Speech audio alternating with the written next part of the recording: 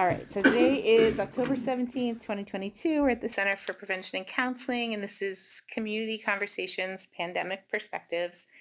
And we're just going to go around, share your story, answer the questions honestly. And if you don't feel comfortable answering a question, you can skip the question or we can come back to it. So the first question is, we'll start here at the top of the table and go around this way. First question is, how has COVID-19 affected you, your family, and or your community? So yours first. Me? Yeah. COVID affected me and my family. I owned my own business at the time and I couldn't get any employees. It was really difficult to find anybody to come to work. I had a 24-hour, 7-day-a-week business to run, and it made it very challenging. COVID never really affected me directly, as per I never got COVID or anything like that. But a close person to my family and the recovery itself, when I first originally started, was Hank Tino.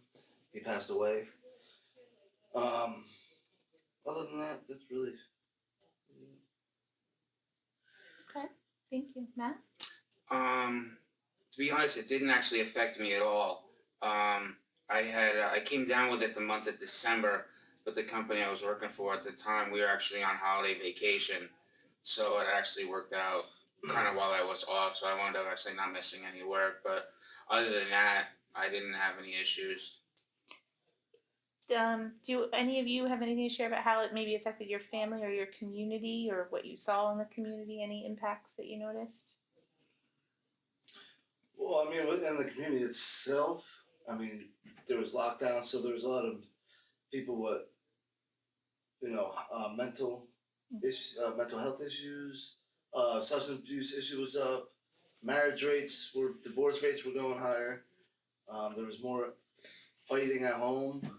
And then the children were all set back. So yeah, definitely.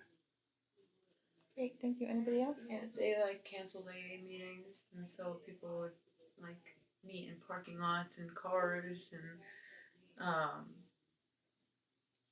I think it just led a lot of people to confusion, and it changed everybody's daily routine.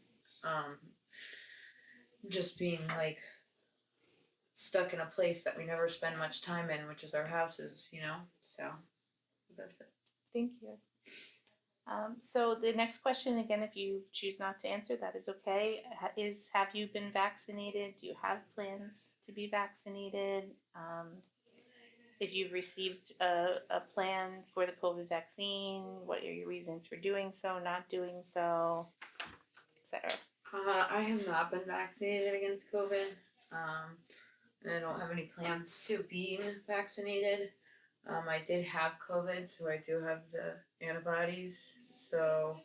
I had the antibodies, and as I've seen it, the effect it had on people, it changed my perception of COVID-19 and the impact that it has on people's health. Whereas at first it was just like a death sentence, and then at second it started to come around. In my world, it's just like a flu symptoms, and once I experienced having it and I wasn't even aware that I even had it, I didn't feel it was necessary to get the vaccine. Thank you for sharing. No, I'm definitely not vaccinated. I'm never going to get vaccinated. I don't take anything, no type of vaccinations whatsoever that the government is giving me, especially something that all of a sudden was just created and you're going to put it in my body. I'm good. And I still have not received COVID, and when COVID originally started, I was actually in halfway back, which is DOC halfway house. And it was the worst of the worst there. I'm fine. That's cool. That's great. Matt? I haven't gotten vaccinated, and I have no plans either. Initially, when I had seen on the news that people were dying after the vaccination was kind of more than enough, and then after getting it and building up the antibodies anyway, I thought it was much better that way. Plus, I have a clotting disorder, and I'd read that a lot of them, like there was like blood clot issues, and I already have that problem, so I just wasn't gonna take the chance anyway. Thank you for sharing. Third question is, who or where did you get your information about the COVID vaccine from, and what sources do you trust? I don't trust any sources.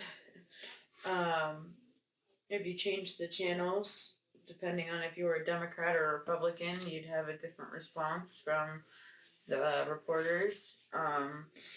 I don't trust the government, I would say, especially with something like he said that was created in such a short period of time, and there was such power trip connected to it with money as well, that the government has just not been for the people, and I feel like it's just something that was more money motivator than anything else, and I just am not comfortable with it, and I don't get vaccines anyway, so that's all I get. Thank you. Joe Rogan. Yeah. That's where I get my information. Okay. No, but on a serious note, I just take in account from how my perception of reality in life. I don't just take one thing in. I'm not, I don't know how you want to put it, but, you know, I gotta see everything for what it is, and then I have my own brain and I process things. And if it doesn't make sense, then it doesn't make sense. So. Thank you.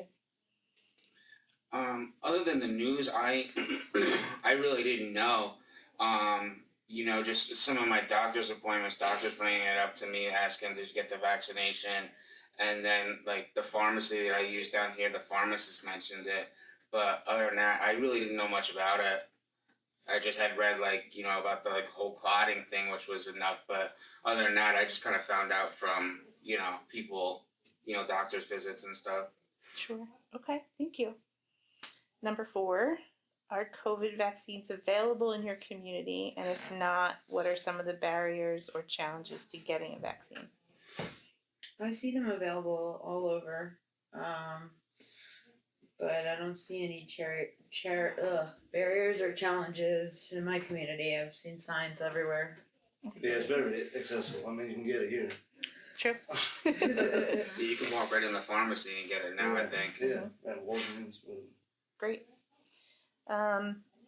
So that really answers number 5. We don't need to make it easier, I don't think, if it's readily available. Number 6, how do you think state or local organizations could contribute so more people have confidence and access to the vaccine? I think that the confidence was killed in the vaccine already from the beginning. I think that they didn't handle it right when, for instance, Ohio had a lottery that if you got the vaccine, your name was put in a lottery and you could win $1 million. I mean, I have never seen another vaccine where they've had something like that. And I think they just related it, or they just advertised it and pushed it in the wrong sense. That's made people shut down and not want to even try and even change their perspective or trust in the government or trust in the vaccine, that they're just already made their mind up. So when they do things like that, I feel like it's just too pushy. Got it. Thank you. I, for one, think that the funds that are allocated to certain things should actually be used for those things and not to be lined in their pockets and for their own agendas. That's what the vaccine and COVID, to me, actually was even about. It's all about money. So I think they could just be truthful. That's how they can contribute more. Thank you. Be truthful. You have to agree, that's exactly what I was going to say too. It's just being upfront and honest. Great. Thank you. Let's see. Number 8. Have you had the opportunity to talk to a healthcare provider about the vaccine? If so, what did the conversation look like? Who said what? So I know you sort of answered that. I don't know if you answered that. I know you said you mentioned you talked to your doctor.